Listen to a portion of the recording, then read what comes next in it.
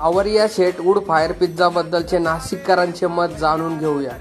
भाकरीच्या समोर आणि येळकोट हॉटेलच्या शेजारी यावाच लागते नाचकरची. स्वस्त आणि मस्त पिझ्झा इथे भेटेल.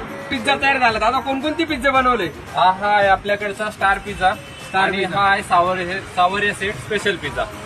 चला मित्रांनो, बोलण्यात वेळ नाही घालायचा भाई. दादांचे येथील स्पेशल पिझ्झा ट्राय करायचे. आणि खास मी आज आलो गंगापूर रोडला आणि येळकोटवाडी रस्सा भाकरीच्या समोरच आहे सावरिया सेट पिझ्झा.